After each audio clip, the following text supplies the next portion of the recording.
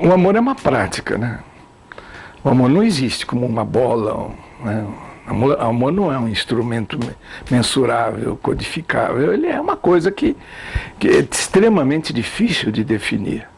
O amor é para cada pessoa uma coisa diferente. Mas produz, né? Mas produz nas pessoas sensações deliciosas de justificativa da vida, né?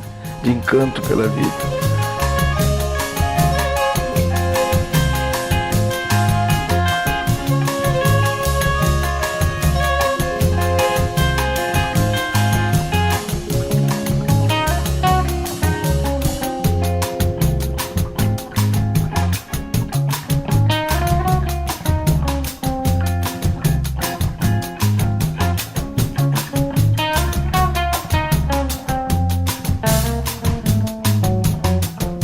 Que dentro das chantagens afetivas na família e através da igreja, da moral religiosa, etc., se instituiu o que se chama de ridículo. E em torno da palavra ridículo vem várias outras associadas, que é inaceitável, incompreensível, abusiva, desrespeitosa. Mas é um corolário de palavras que impedem você buscar o seu tesão. Se você começa a querer viver teu amor pleno, querer tua liberdade plena, você precisa de um grande tesão para lutar contra as amarras, contra as repressões. Mas todos esses atos são considerados pelos autoritários, pela sociedade moralista, como atos ridículos, como atos falhos, atos feios, atos impensados, indevidos, né? Então é preciso que a gente se arme para enfrentar, não precisa de revólver, não precisa de soco, mas de uma coragem de viver o que eles chamam de ridículo, o que eles chamam de vexame, de vergonha, de falha de caráter, etc. Porque você precisa viver ultrapassar essas limitações para poder sentir o tesão.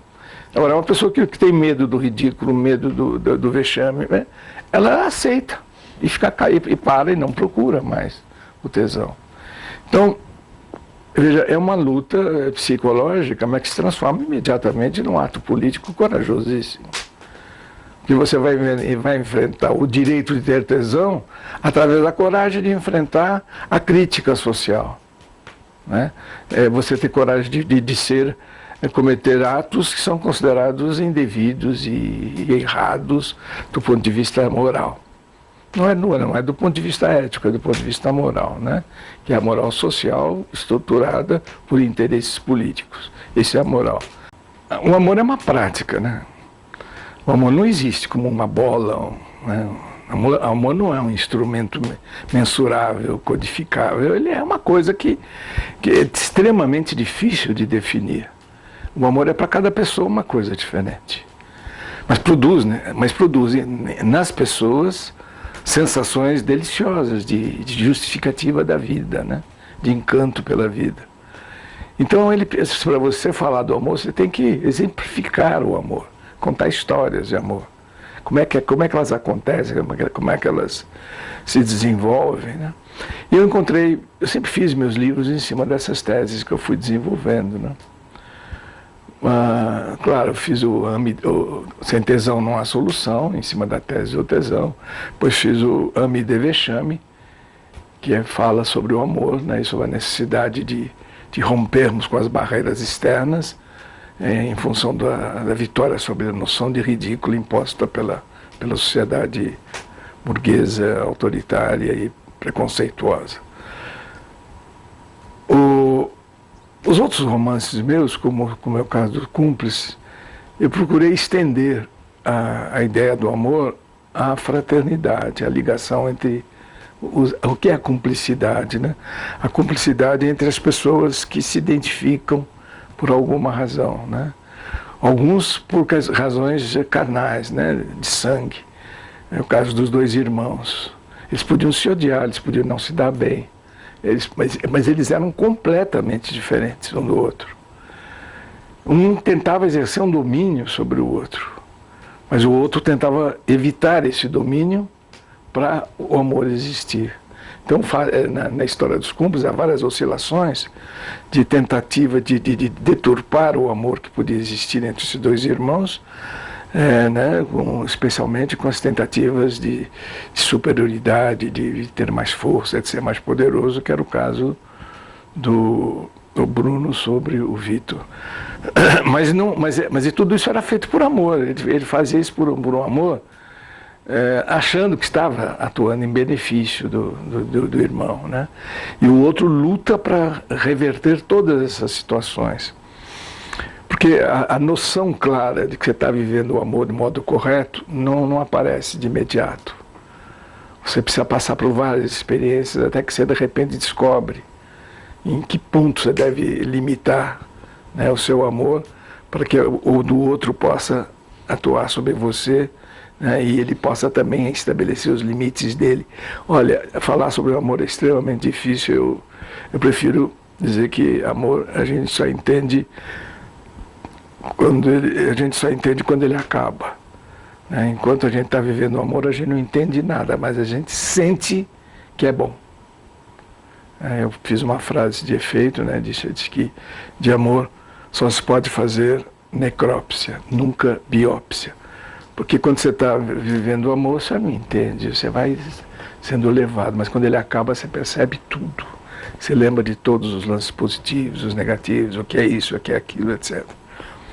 Bom, mas nos cúmplices eu quis mostrar que o amor que possa existir entre o homem e a mulher é o mesmo amor que está nas pessoas, na sua relação com os seres vivos, com a natureza, né?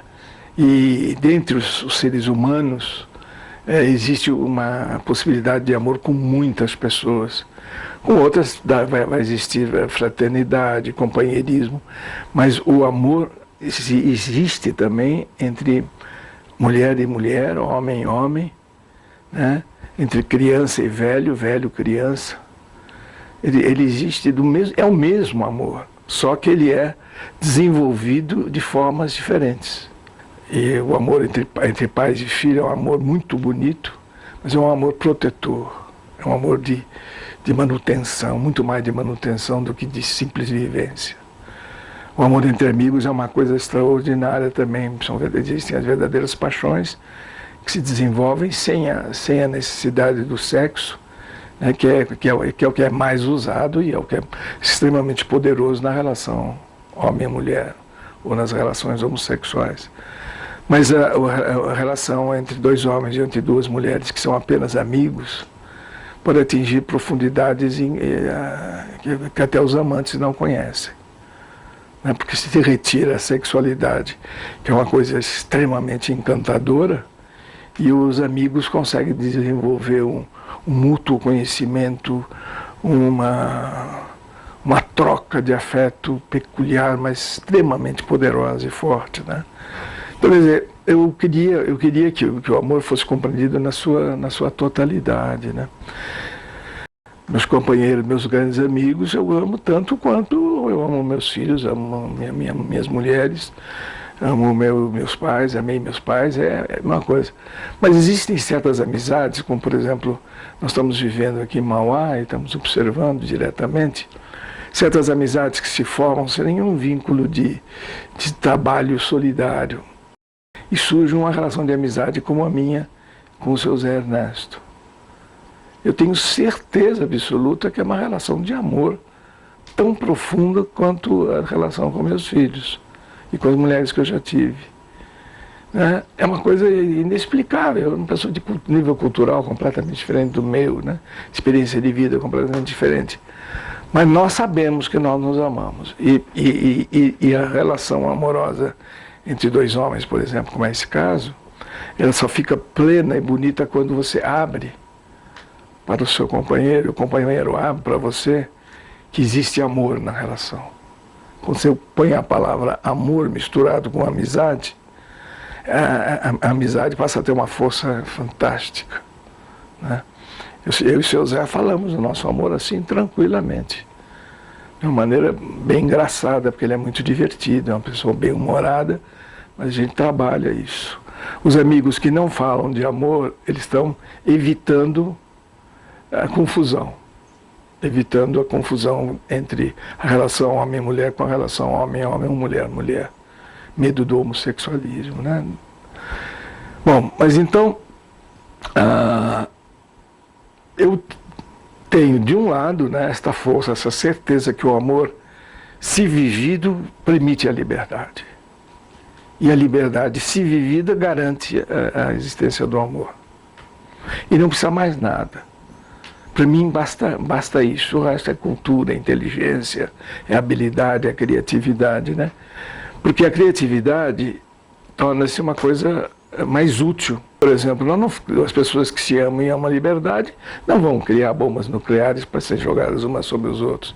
Então, o desenvolvimento da criatividade não se faz de maneira autodestrutiva, sempre se falar de maneira mais eficiente e menos autodestrutiva, sempre favorecendo a vida.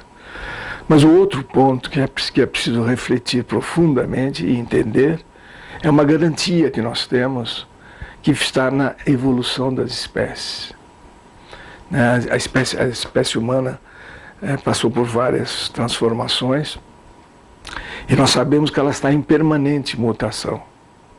Que nós estamos vivendo as condições de vida que a sociedade humana pôde produzir até agora, com qualidades e com defeitos.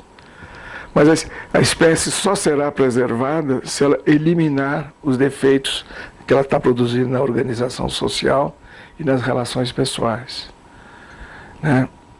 As guerras, os crimes, a posse, o autoritarismo, são coisas que estão condenadas pela evolução para que a espécie permaneça, porque ela está permanecendo em número. O número de seres humanos é cada vez maior, mas a qualidade de vida é cada vez pior. Então eu acho que a sabedoria da natureza está produzindo mutações, como essa que foi produzida em mim, para eu chegar a essas ideias, como muitas pessoas estão se transformando, mas mutacionalmente, biologicamente, geneticamente.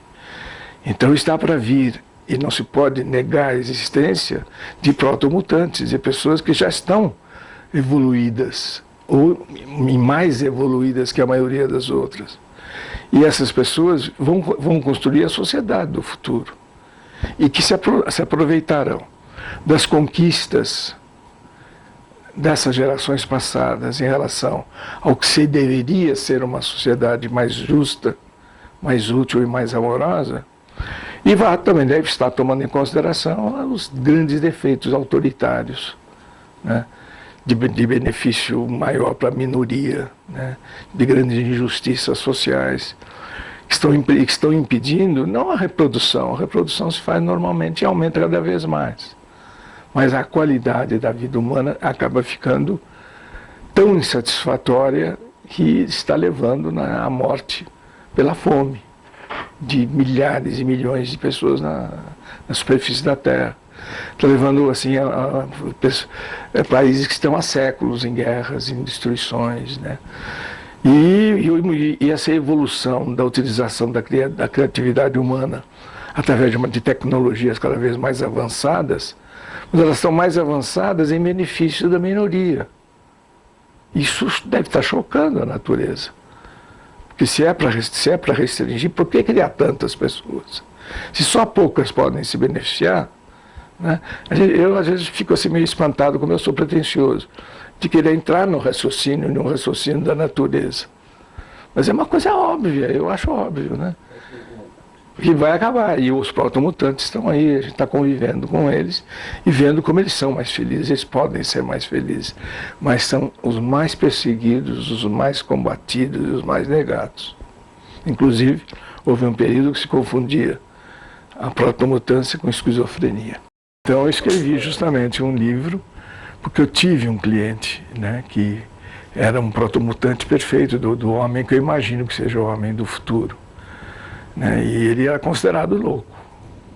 Né, esse tipo de pessoas que tem assim, uma exigência muito grande de justiça, de liberdade, de criatividade, de amor, né, e que amava assim, de uma maneira muito aberta, ele era considerado louco. E o pai tinha horror a ele, que o pai era um conservador, rico, poderoso, né, E eu comecei a conviver com... Eu sentia que era um protomutante. E as pessoas que estavam trabalhando comigo naquela época, alertados por mim, né, leram o livro do Thomas Hanna, né, o Corpos em Revolta, onde ele defende a tese da protomutância, das transformações sociais, não só realizadas através da política, mas também através da mutação biológica que está se operando em cada sociedade que está viva aí, né?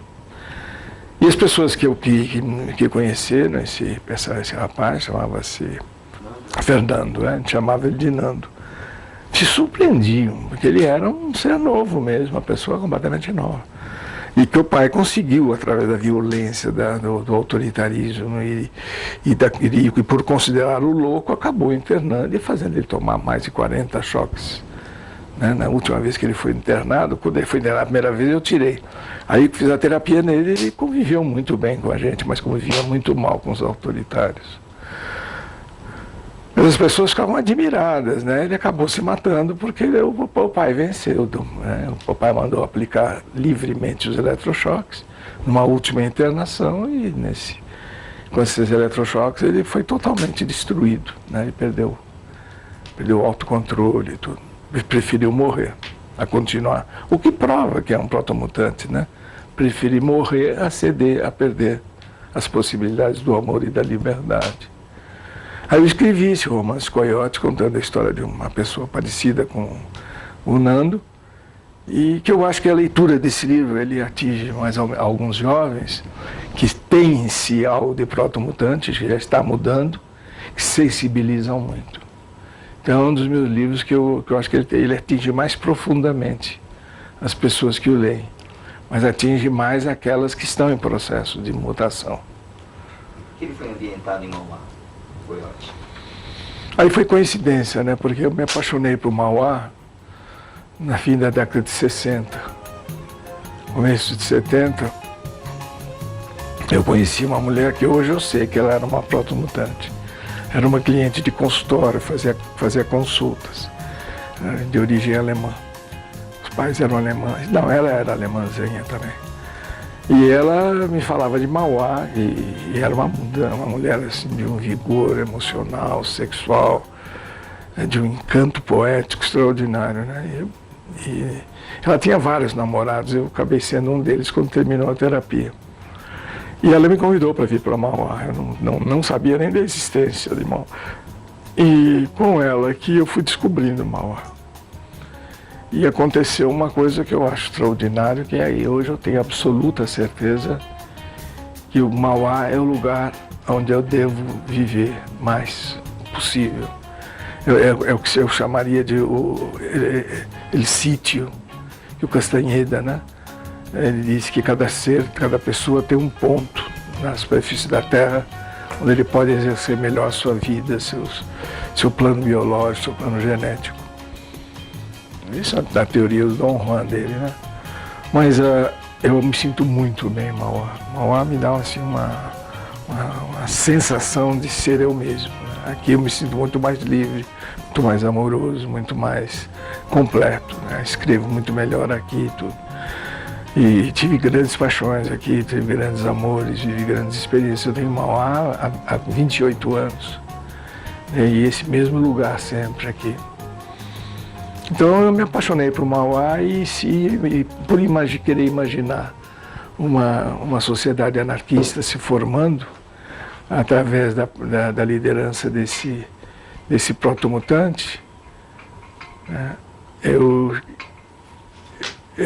resolvi fazer que essa cidade fosse Mauá, porque aqui haveria, vamos dizer, eu supunha a hipótese de que aqui houvesse um clima favorável ao desenvolvimento dessa nova sociedade.